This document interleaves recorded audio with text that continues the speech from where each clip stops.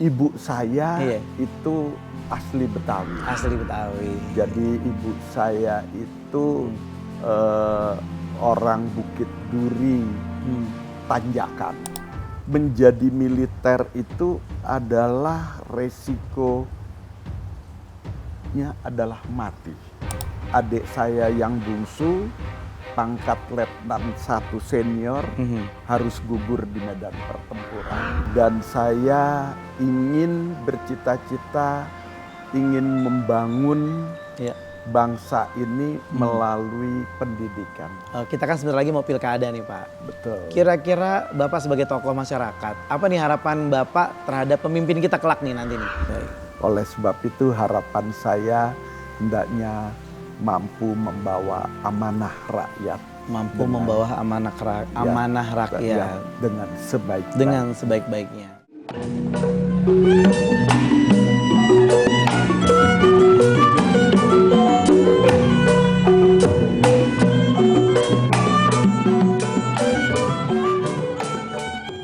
Assalamualaikum warahmatullahi wabarakatuh. Kembali lagi bersama saya dengan Roni di acara Pangkeng Betawi, di mana acara ini mengangkat soal budaya dan juga mengangkat soal tokoh dan juga politik yang lagi seru-serunya kita obrolin.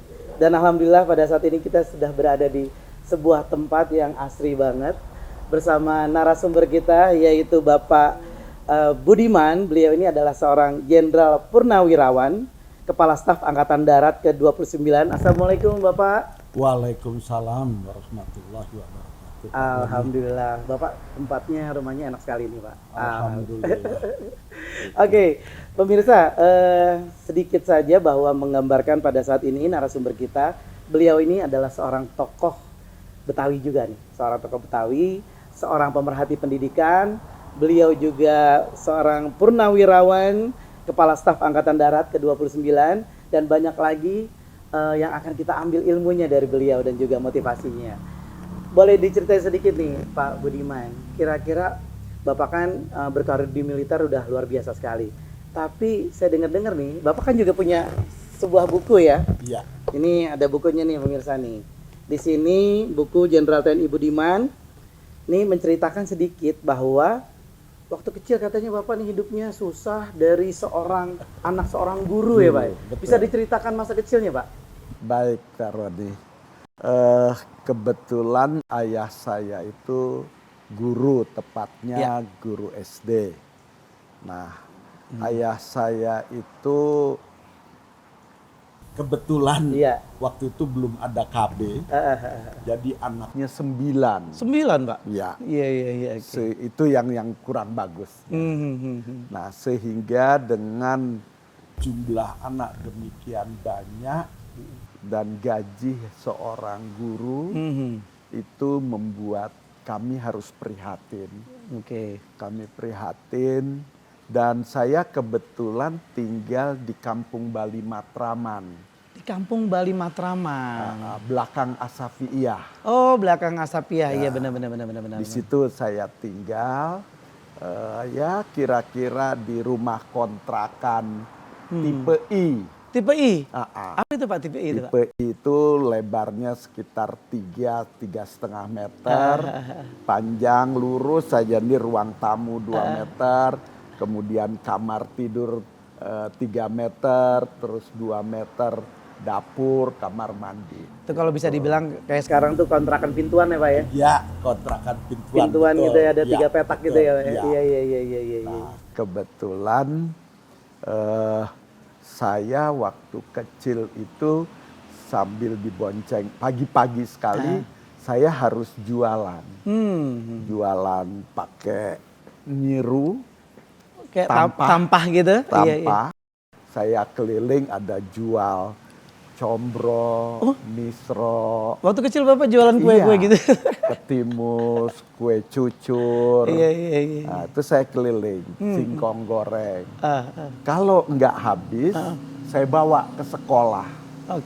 Saya jual lagi di sekolah.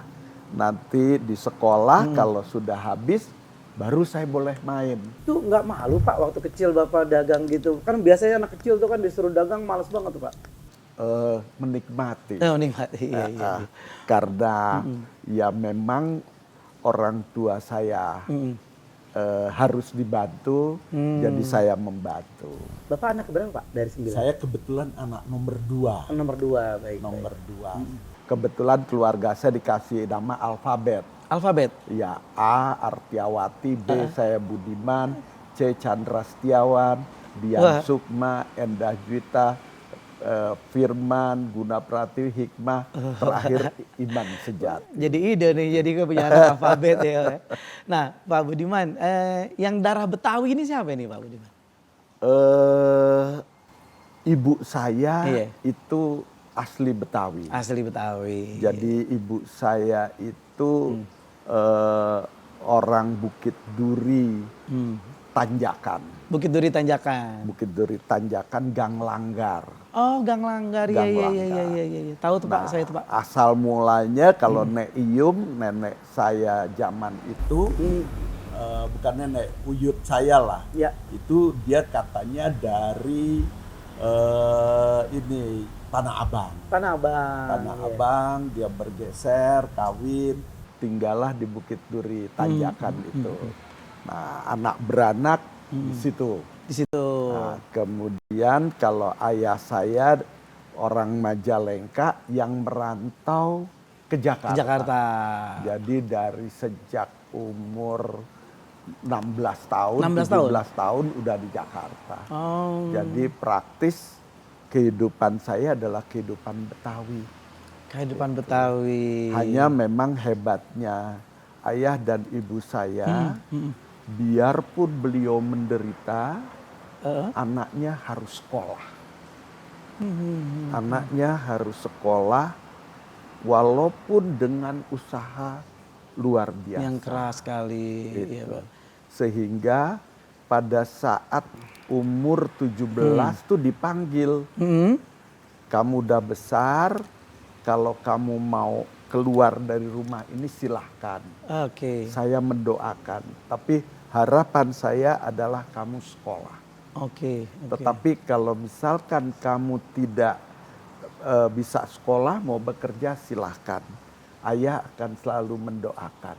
Oke. Gitu. Tapi kalau kamu mau tinggal di rumah ini aturan rumah. Silahkan kamu pilih. Dan akhirnya Bapak memilih untuk Saya memilih keluar. keluar. Iya. Dengan saya sekolah, kebetulan saya mendaftar ke Akabri. Zaman itu masih Akabri. Masuk Akabri. Kok tiap kali ujian lulus, ya alhamdulillah. Dari situlah mulanya. Dari situ saya memulai. Dari motivasi seorang ayah. Kalau mau nurut aturan silakan di rumah. Kalau memang mau mandiri silakan keluar. Gitu. Baik, seru banget nih. Pemirsa jangan kemana-mana dulu. Kita akan menggali lagi dari sosok seorang Purnawirawan Jenderal Budiman. Apa dan bagaimana beliau nantinya akan kita bahas lagi setelah segmen yang satu ini.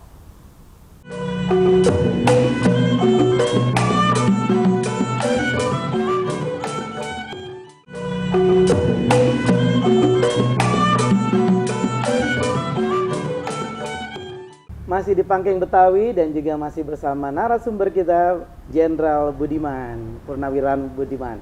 Dan pada saat ini sebelum kita ngobrol-ngobrol kembali, beliau ini adalah seorang pria kelahiran 25 September 1956 dan juga sebagai lulusan terbaik Akabri tahun 1978 dan beliau juga pernah penerima Adi Makayasa. Kita akan bahas lagi. Pak Jenderal, jadi ketika Bapak waktu itu sudah mau mendaftar di Akabri, terus kemudian lulus itu cerita seperti apa Pak? Memang ketika keluar dari rumah itu saya harus masuk ke militer gitu Pak? Kebetulan karena saya dulu pramuka, Ya.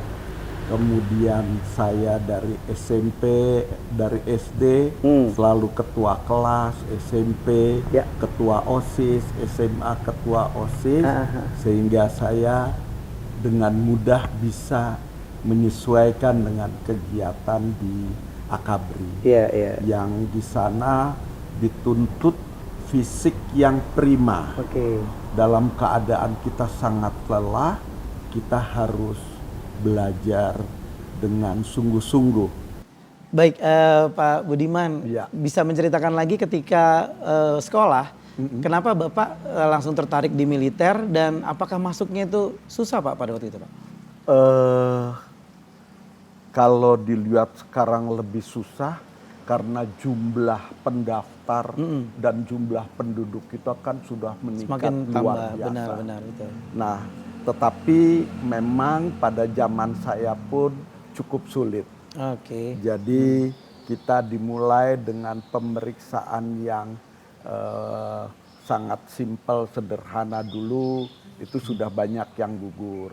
Oke. Terus semakin lama semakin yang harus berbayar, dalam artian kata membutuhkan biaya besar, itu sudah tinggal sedikit. Tapi alhamdulillah karena saya dari kecil juga tidak pernah begadang, nggak pernah minum minuman keras, sehingga tubuh saya sehat. Oke. Kebetulan nilai akademik saya bagus. Mungkin psikotes saya masih tepat untuk menjadi seorang militer. Oke. Sehingga di dalam melaksanakan belajar saya dapat mengikutinya. Meskipun capek, saya walaupun jarang belajar tapi dengan daya tangkap yang sedikit agak lebih, saya mudah untuk mendapatkan. Ini mohon maaf sedikit Pak, hanya asumsi-asumsi aja. Ini Bapak benar-benar mandiri, tidak ada koneksi, tidak ada orang dalam. Kalau sekarang anggota ordal gitu ya Pak ya. Kalau pada waktu itu Bapak gimana? Alhamdulillah karena ayah saya hanya guru SD. Iya. Keluarga Bapak tidak ada yang militer Pak? Kebetulan tidak ada. Oh tidak ada yang militer. Tidak ada militer, semuanya ini pertama saya. Tapi karena setiap tes mungkin hasil saya bagus, sehingga mereka pun sangat membutuhkan. Dan sebetulnya sampai saat ini TNI sangat membutuhkan orang-orang yang hebat. Oke. Sehingga TNI berupaya tidak ada sedikit pun ordal. Kalau sekarang bilang odal atau bagaimana tidak ada. Setahu saya tidak ada, sampai hari ini tidak ada. Oke, mungkin kalaupun ada tuh hanya katanya ya. Karena resiko masuk akademi militer kalau tidak sehat resikonya mati. Kalau psikotesnya tidak bagus, dia bisa konslet lah di kepalanya. Sehingga mentalnya langsung bermasalah gitu. Betul, karena memang dibutuhkan kesehatan yang prima, nilai akademis yang bagus, terutama intelektual yang harus cerdas.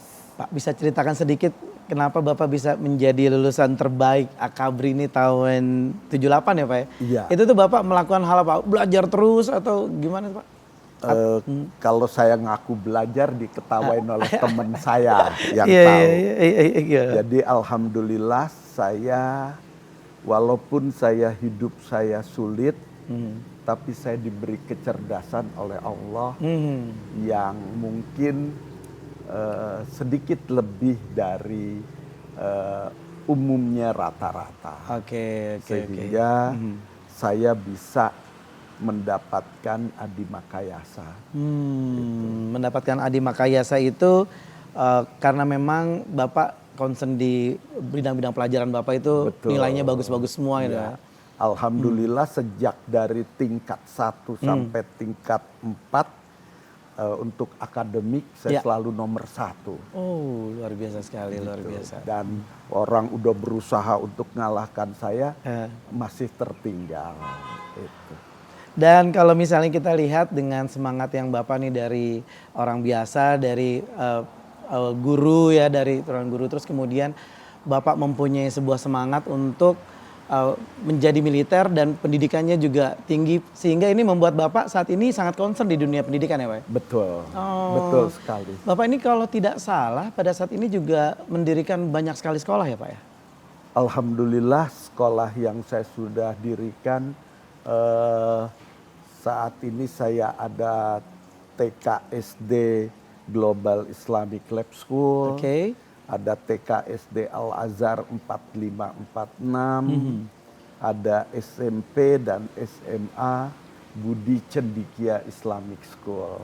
Ini memang setelah Bapak di karir militer, memang punya niat untuk membangun pendidikan Indonesia atau seperti apa?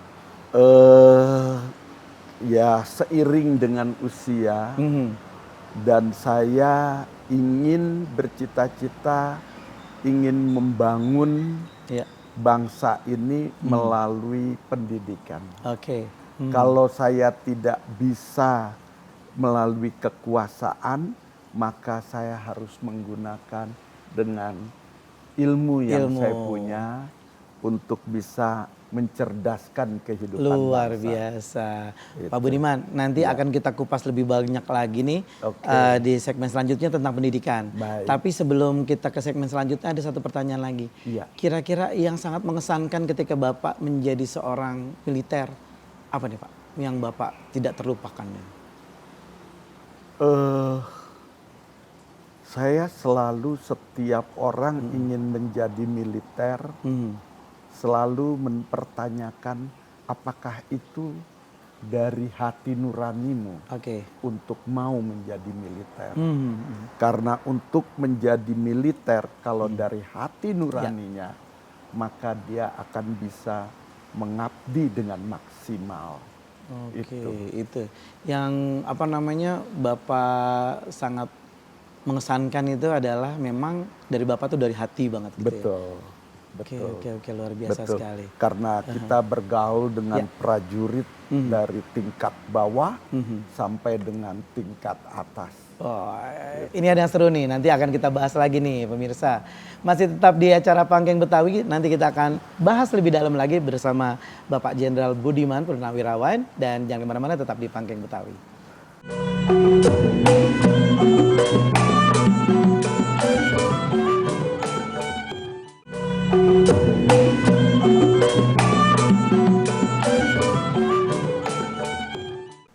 Baik pemirsa, masih kembali lagi di acara Pangkeng Betawi bersama narasumber kita, Bapak Jenderal Purnawirawan Budiman.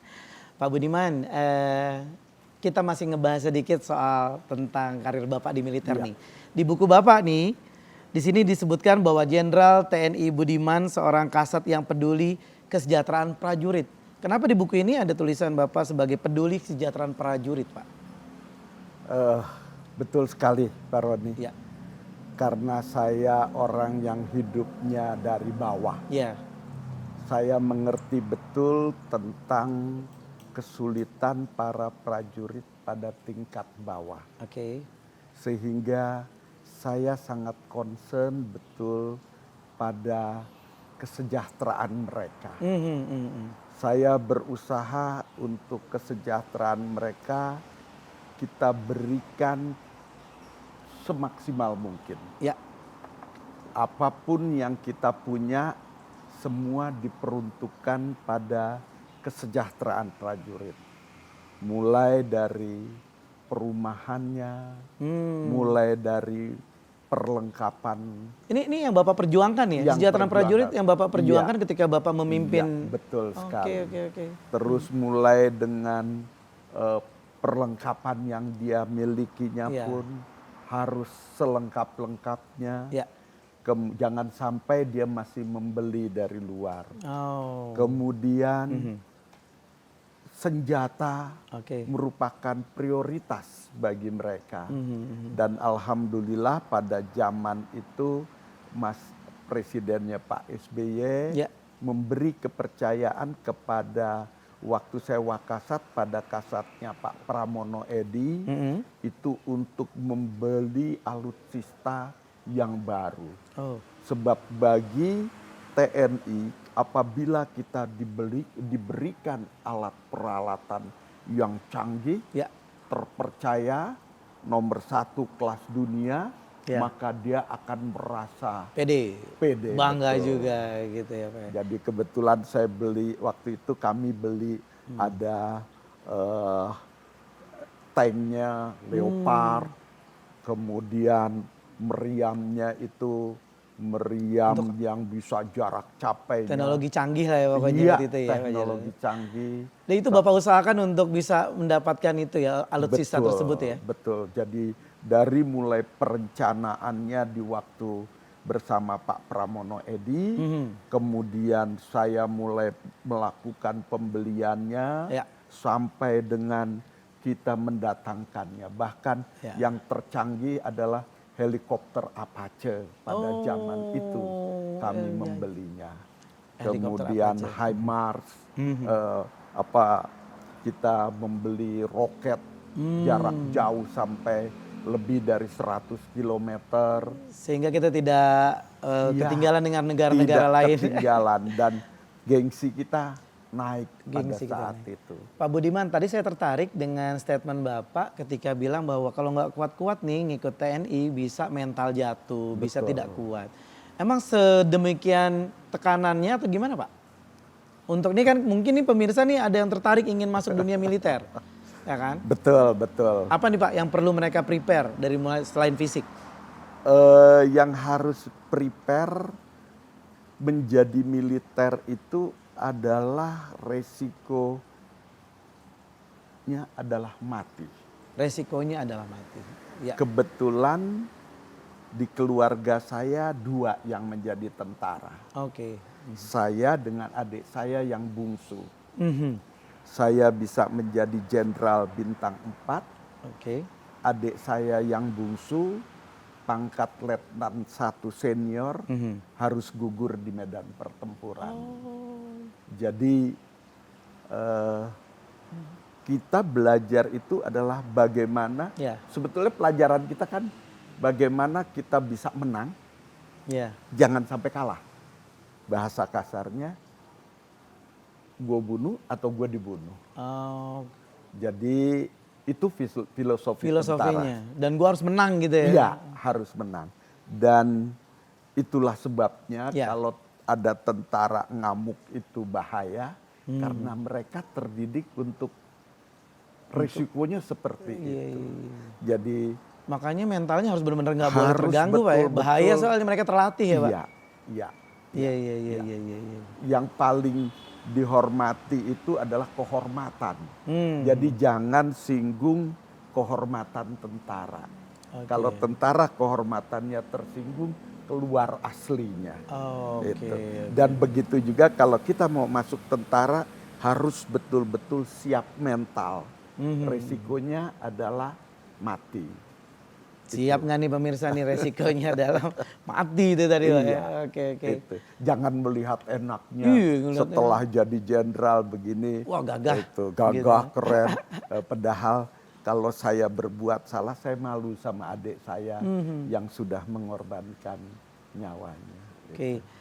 Itu pernah nggak Bapak di dalam masa menjabat atau masa ketika di militer itu mengalami sebuah trauma yang aduh saya agak-agak capek atau mungkin saya lelah atau apa gitu Pak, sehingga pernah nggak ada terlintas seperti itu? Karena kita terlatih, Iya Pak. jadi kalau satu kesulitan, satu susah, kita senyum. Jadi ya semakin sulit, ayo tantangan. Iya. Semakin kita, ya manusiawi mungkin lelah, Iya. tetapi ya kita harus bangkit kembali. Dan kalau di militer itu solid, sangat solid ya Pak ya? Militer itu sangat solid, Oke. kemudian kesatuan komando sangat jelas, Pak Roni. Ya. Kalau atas sudah mengatakan A, itu sampai ke bawah akan A. Oke. Itu oke. kesatuan komando tentara itu luar biasa. Jadi ketika adik-adik semuanya lulus SMA, ketika mau mendaftar di militer itu sudah bisa kemana nih Pak? Langsung keikutan? Biasanya di tiap kodam Ya. itu ada yang namanya agendam. Agenda. Mendaftarlah di agendam atau di tiap korem di agenrem. Ya. Kalau misalkan di daerah terpencil di kodim-kodim. Jadi kita bisa kalau ada adik-adik atau anak-anak yang ingin menjadi tamtama, bintara, Ya. perwira silahkan. Di Itu. situ ya Pak ya. Memang persyaratan sekarang lebih pada SMA, tetapi lebih pada yang IQ tinggi untuk perwiranya, nanti turun sedikit itu untuk bintara, turun lagi untuk tamtama. Oke, Itu pecah. begitu pemirsa, jika adik-adik ingin mengikuti jejak dari Bapak Jenderal Purnawirawan Budiman, silakan tuh tadi yang sudah dikasih step-stepnya. Kita nanti akan bahas lagi dengan pertanyaan yang makin asik. Nanti setelah yang satu ini kita akan ngobrol-ngobrol lagi Pak. Oke, Baik. jangan kemana-mana, tetap di Pangkeng Betawi.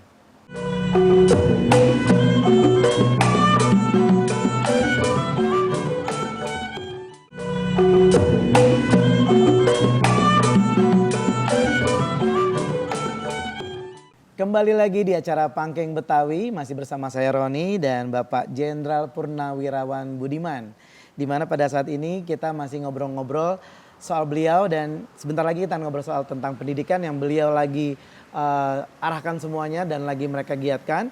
Dan Pak Budiman, ini ada sebuah pertanyaan yaitu Bapak kan sebelum menjabat sebagai Kasat, Bapak menjabat sebagai Sekjen Kemenhan.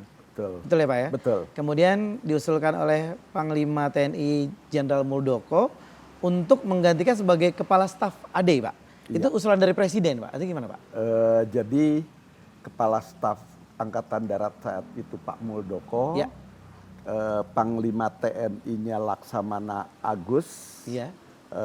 itu mengusulkan kepada Presiden, biasanya menyebutkan 3 nama, Ya. kebetulan Presiden memilih saya sebagai Kepala Staf Angkatan Darat. Oh, jadi memang pas itu Pak Presiden SBY Pak ya? Pak? Betul, betul. Luar biasa sekali. Itu dari karir militer. Sekarang kita akan beranjak ke karir pendidikan beliau yang sedang lagi dibangun. Tadi kan sepintas Bapak bilang bahwa Bapak mendirikan yang namanya Global Islamic School di Depok ya Pak ya? Betul. Terus kemudian ada pendidikan juga Al-Azhar. Iya.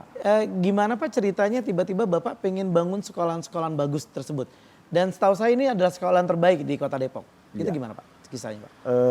Kebetulan saya memang bercita-cita ingin menjadikan orang-orang Indonesia hebat. Ya. Itu. Nah itulah sebabnya setelah saya pensiun, maka saya mulai bergerak pada bidang pendidikan Ya. yang mencerdaskan kehidupan bangsa. Nah, kebetulan sekolah saya berada di Depok, Ya. sehingga saya mengambil sekolahnya adalah sekolah Islam. Jadi saya menghendaki Muslim yang toleran. Muslim. Toleran terhadap agama lain, toleran terhadap siapapun. Tetapi dia tidak boleh kalah. Ya. Ya. Dalam arti kata kualitasnya harus hebat. Makanya saya pakai tagline smart, humble, be a leader. Jadi saya ingin menjadikan orang-orang Muslim yang toleran tapi dia hebat. Ya. Dia tetap sederhana, humble, tapi dia siap untuk bisa menjadi pemimpin pada level apapun. Luar biasa. Itu dari Global Islamic School. Iya. Bapak juga mendirikan sekolah Al-Azhar untuk TK dan SD. Betul. Dan untuk SMP SMA-nya Budi Cendikia. Budi Cendikia Islamic School. Budi Cendikia Islamic School. Itu ada cerita bahwa katanya informasinya lulusan-lulusan dari Budi Cendikia ini hampir sebagian besar bisa masuk perguruan tinggi negeri, Pak. Gimana Betul Pak kisahnya, Pak? sekali. Jadi pertama kali kami mendasari pertama adalah melakukan tes IQ pada setiap calon murid dan setiap guru. Nah, sehingga gurunya pun harus hebat. Iya, iya, iya. Nah, kemudian dari tingkat IQ ini maka kita bisa memompa mereka Ya. untuk bisa mengeluarkan hasil maksimal. Baik, Pak. Alhamdulillah lulusan demi lulusan, sekarang lulusan kami sudah di atas 90% yang masuk 10 besar perguruan tinggi di Indonesia. Luar biasa. 90%, Pak. Lebih dari Lebih dari 90%. Tapi detailnya Ya, nggak ya, usah ya. saya sebutkan. Iya, iya, Nah, iya, iya, iya. nanti kebetulan di yang kelas 10 dan 11 sekarang, Iya. mereka menginginkan tidak hanya 10 besar perguruan tinggi negeri Indonesia, tetapi mereka mengharapkan bisa lulus pada 10 the best Ya. university in the world. Nah, ini apa yang Bapak kreasikan sehingga pembelajaran ini murid-muridnya bisa dapat terbaik nih Pak di tingkatannya. Apa yang Bapak masukkan di dalam pola pembelajarannya? Iya, saya di Ya. dalam pola pembelajarannya itu memang kita mendidik anak-anak itu dalam perilaku Islami yang baik.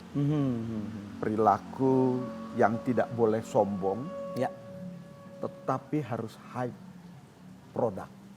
Low profile, Tapi but kualitasnya high product. high product. Nah, sehingga semangat dari murid, orang tua, guru, dan kami yayasan menyatu sehingga mereka semua berjibaku Oke. untuk mau mencapai prestasi yang tertinggi. Oke. Dan kebetulan kami melatih anak-anak didik kami Ya. untuk di Kopassus Oh, selama 1 minggu. semua itu Pak? Iya, Oh, jadi termasuk gurunya. termasuk gurunya dididik secara militer sedikit ya Pak ya? Kopassus Lebih penanaman Mental. mental Iya. untuk tidak mengenal menyerah, Dan ini cinta pada negara kesatuan Republik Indonesia. dan ini berhasil Pak. Ketika Bapak tanamkan kepada murid-murid ini berhasil Pak. Dan ini yang menjadikan satu kebanggaan Oke. dari kami semua. Oke, Dan oke, memang saya terima kasih pada Kopassus Ya. yang bersedia mendidik anak didik kami. Gitu. Jadi nilai-nilai militer Bapak masukkan sedikit ya Pak di dalam sekolah-sekolah yang Bapak buat ya Pak? Betul, sebab pada dasarnya kita menyadari disiplin adalah kunci segala-galanya. Kalau misalkan adik-adik pemirsa Betawi TV Ya, ingin maju, ya. maka kita harus belajar disiplin terlebih dahulu. Disiplin yang harus ditanamkan ya Pak. Ya. Oke, oke. Setelah kita disiplin, Iya. maka integritas pribadi harus kita tumbuhkan demikian kuat. Oke. Nah, dari integritas pribadi dan disiplin Ya. yang bagus akan menjadi orang yang berkomitmen. Nah, Pak Roni tahu sendiri Iya. kalau kita bergaul orangnya punya komitmen, langsung kita oke aja segala-gala itu. Kalau menurut Bapak di dalam mendidik para siswa itu apakah juga nilai kompetisi juga harus ditanamkan atau bersaing itu menurut Bapak gimana Pak? Kita tetap tanamkan bersaing agar mereka bersaing untuk mencapai hasil yang maksimal. Yang terbaik. Oke. Tetapi kerjasama kelompok tetap kita hidupkan. Karena di dalam kenyataan kehidupan sehari-hari Ya. dibutuhkan satu kerjasama yang luar biasa. Itu yang terus kami tumbuhkan. Apa yang menjadi nilai berbeda dari sekolah-sekolah lain nih di Yayasan Budi Cendikia ini Pak? Jadi kita ini sekolah Islam, Oke. jadi perilakunya perilaku Islami tentunya. Pak Roni tahu Islami yang di sini adalah Islami yang baik. Islami yang baik. Islami yang toleran, Islami yang menghormati orang tua, Ya. Islami yang kritis sesuai dengan ajaran kita, sesuai Al-Quran dan hadis. Oke. Tetapi di dalam belajar, kita belajarlah sampai ke negeri Cina. Ya. Jadi kita dalam belajar kemanapun kita Harus gali gali ilmunya itu. Dan itu kita tumbuhkan pada murid-murid kita. Luar biasa. Gitu. Baik pemirsa, seru banget ya. Ternyata memang beliau ini sudah mempunyai sebuah konsep yang memang berbeda ketika membuat sebuah pendidikan, yayasan pendidikan. Baik, jangan kemana-mana, kita masih ngobrol bersama narasumber kita dan kita masih tetap di Pangkeng Betawi. Kita akan ngobrol setelah yang satu ini.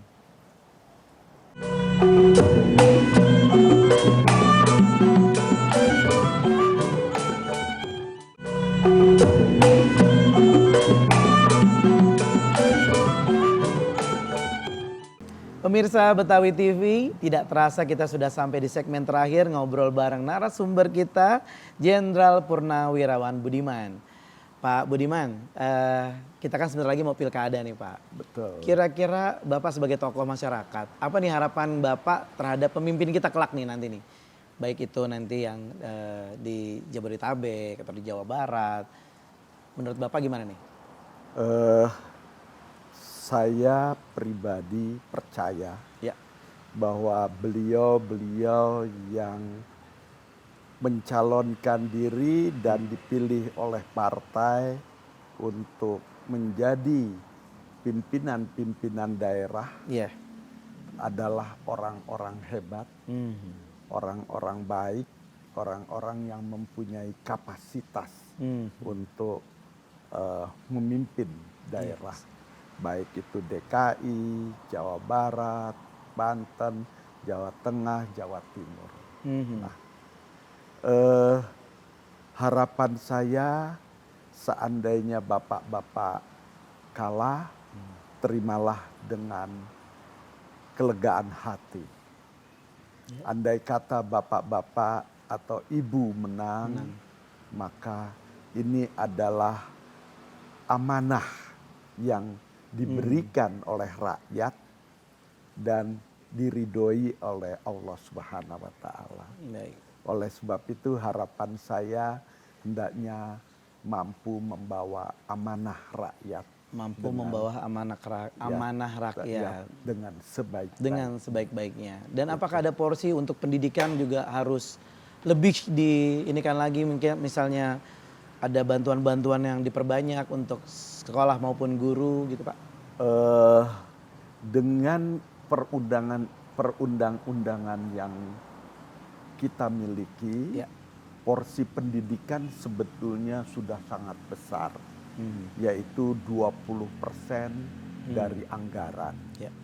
Nah, kalau anggaran ini benar-benar dilakukan dengan baik, maka kualitas pendidikan itu akan semakin baik.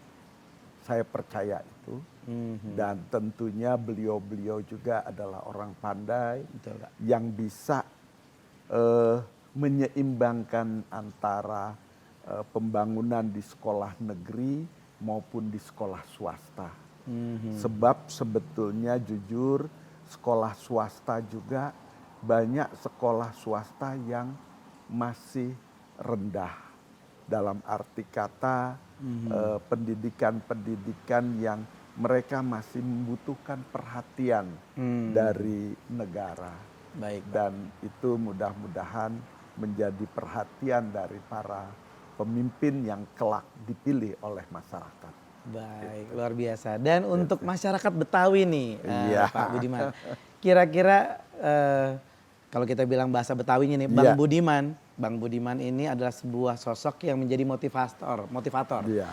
Bisa memotivasi warga Betawi supaya seperti Bapak nih. Ada nggak Iya. pesan-pesan buat para warga Betawi nih? Kepada adik-adikku orang Betawi, Ya. yang paling utama adalah kita mau kerja keras. Sebab tidak ada kesuksesan itu tanpa kerja keras. Kemudian sebelum kita bekerja keras, tingkatkanlah intelektual kita, kapabilitas kita melalui belajar. Belajar tidak selamanya harus melalui bangku pendidikan. Iya. Tetapi kita juga belajar membaca dari literatur yang ada, belajar dari pengalaman orang-orang yang sudah melakukan satu pekerjaan, kemudian belajar dari pengalaman orang lain. Betul. Nah, sehingga dengan dasar knowledge kita kerja keras, kemudian dedikasi kita, pengabdian kita, komitmen kita. Ya. Nah, baru setelah kita udah melakukan 3 hal ini, keikhlasan kita untuk menerima apapun yang ditakdirkan oleh Allah Subhanahu wa Ta'ala. Betul. Ini kan kalau kita bisa melihat dengan sosok Pak Budiman ini mematahkan opini-opini orang bahwa Betawi itu malas belajar, anak Betawi itu bisanya paling jualan atau apa. Beliau ini sosoknya udah menjadi militer, kasat, mempunyai pendidikan juga luar biasa dan salah satu pendiri pendidikan-pendidikan yang luar biasa di Kota Depok. Jadi warga Betawi harusnya juga bisa mencontoh beliau nih Pak ya, bahwa Betawi itu juga harus bisa. Ya. Betul. Baik. Harus hebat. Harus hebat. Baik, itu tadi pemirsa luar biasa sekali. Pak Budiman, terima kasih sekali sudah mengundang kami di tempat pendopo Bapak yang luar biasa ini. Iya. Dan mungkin sebelum kita berpisah, ada satu lagi kata-kata motivasi dari Bapak. Janganlah malas untuk belajar. Ya. Belajarlah terus-menerus sampai kita tua. Dan bekerjalah dengan semangat yang tetap tinggi. Iya. Dan komitmen yang tinggi. Dan keikhlasan hati kita. Baik, Betul. luar biasa. Terima kasih sekali Bapak Budiman. Dan pada saat ini juga semoga kita di edisi sekarang ini sudah bisa mencontoh bagaimana semangat beliau dari mulai orang tak punya, menjadi semangat terus belajarnya tetap. Jadi latar belakang itu jangan menjadi sebuah alasan untuk kita tidak menjadi siapa-siapa ya Pak ya. Iya. Baik. Demikian pemirsa dari Betawi TV di acara Panggeng Betawi. Terima kasih sekali sudah kita diundang ngobrol-ngobrol sore ini bareng Bapak Jenderal Budiman, Jenderal Purnawirawan Budiman. Dan kita nanti akan ketemu lagi dengan narasumber-narasumber yang bisa memotivasi dan menginspirasi. Tetap di Panggeng Betawi, kita ketemu lagi di edisi minggu depan. Terima kasih. Assalamualaikum warahmatullahi wabarakatuh. Terima kasih sekali Pak. Baik, terima kasih.